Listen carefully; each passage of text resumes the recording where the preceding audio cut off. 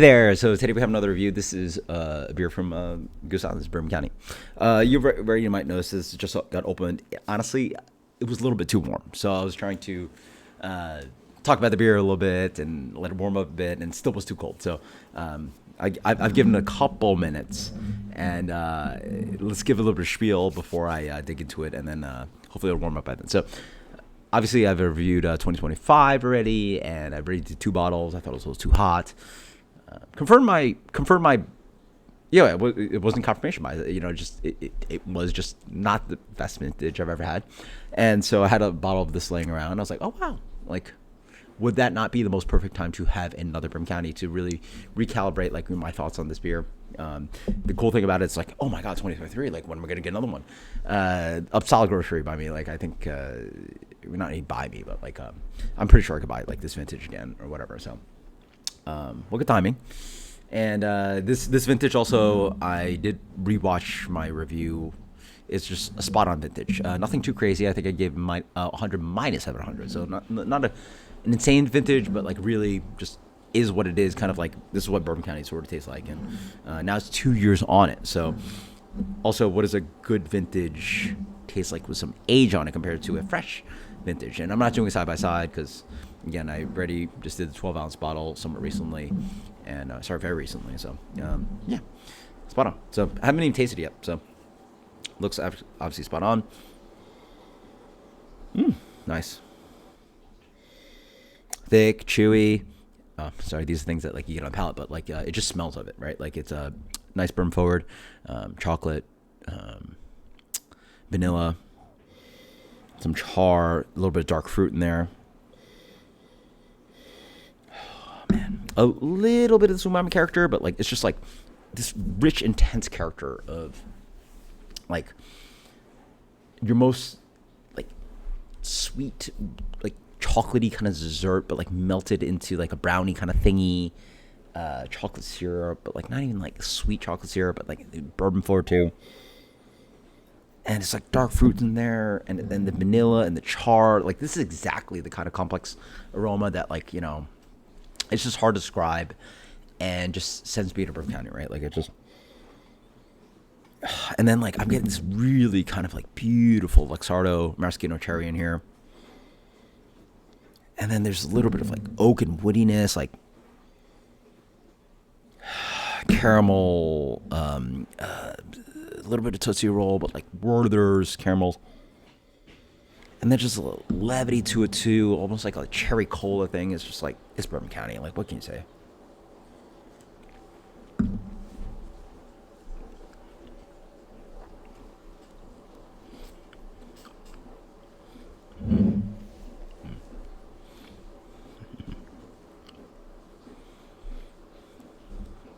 Wow. It's a little bit hot, boy.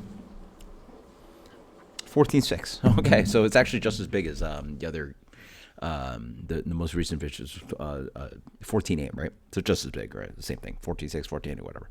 But, oh, and it made hot on the way down, but like I don't really taste it too much on the palate. Let's dig into that again.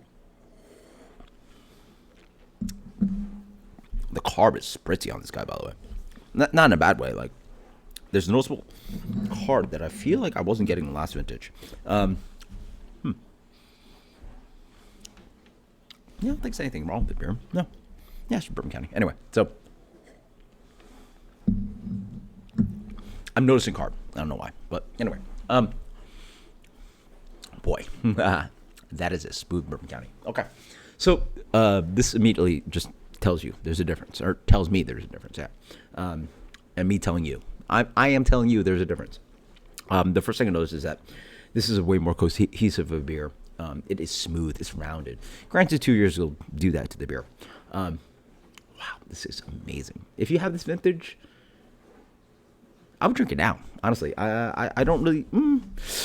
You know what? You might get a little bit more dampening of the heat, a little bit. So I maybe give it maybe a year or two. Granted, what some of my favorite beers of this sorry, not this year, of 2025 were 7, 8-year-old Bourbon County, almost 10-year-old Bourbon County, right? And it's only 2 years in. and really shows you that this vintage is just better. Like this, the 2025, which is like, sorry, this specific vintage, 25, which is a weak vintage. It's so cohesive. It is. I mean, it's hard to find really tasting notes. Well, obviously there are, but like it just goes on, right? Chocolate up front, caramel, sweet, dark fruit, compote, like berry, really cherry forward. I was smelling it, but I get a lot of cherry on this guy. Cherry and wood. I forget if this is like one of the vintages. It's like cherry wood, whatever. It's oaky, cherry, and you get a melange of cherry. So it's like the sweet Luxardo, kind of like old fashioned cherries and maraschino. But then also get like a little bit of like tart Bing cherry too. And then it leans onto more vanilla, oak, bourbon. It's kind of like sweet.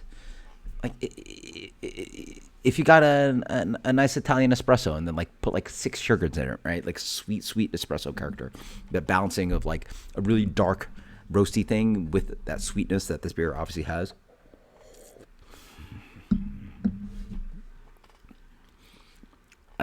That initial ritual olfaction I was getting, a little bit of soy sauce umami, just a hint of it. It's so smooth though. Toffee, Werther's caramel, dark fruit, oak.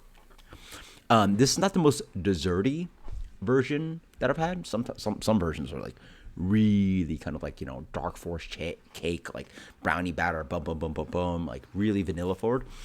This is more of a, I mean, obviously this beer is very desserty, it's very sweet. It is very bourbon forward, right? Like it obviously has all those characteristics, but the highlights and the things that really make this specifically it is wood and I would say cherry characteristics. And then also, a little bit of soy. Yeah. Oh, there's some soy in here for sure. At my current job, I definitely pour enough soy sauce. I work with enough prepping soy sauce for at least not prepping for the kitchen, but like prepping for service. Yeah.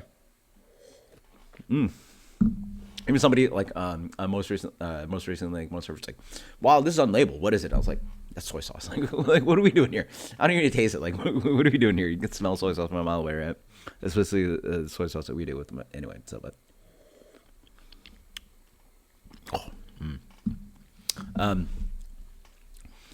It is a little bit thin. It's a little bit hot.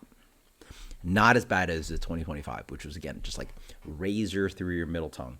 And again, we're talking about like something which is nuanced. We're talking about something that's like I'm saying these things as if they're massive flaws to whatever you want to describe it as. Like, you know, these are massive flaws to an amazing product that already is, you know, how I'd rate a beer to 99, 100 minus, whatever you want to call it. But this is not the most perfect Bourbon County, but definitely shows where the most recent vintage didn't really hit.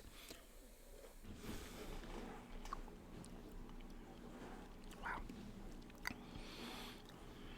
Very good. Very, very good. I'm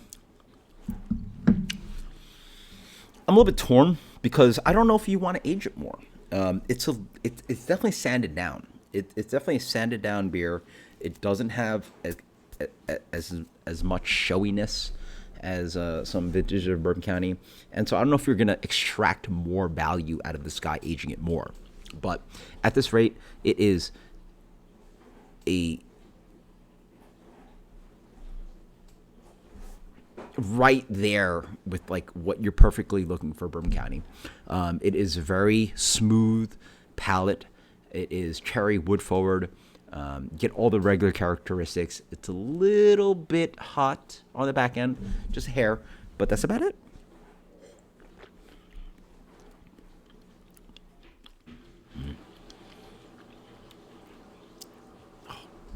Yeah, that is just Bourbon County. Yeah, if this was a fresh vintage, I think it's just as good as what I reviewed it as. So,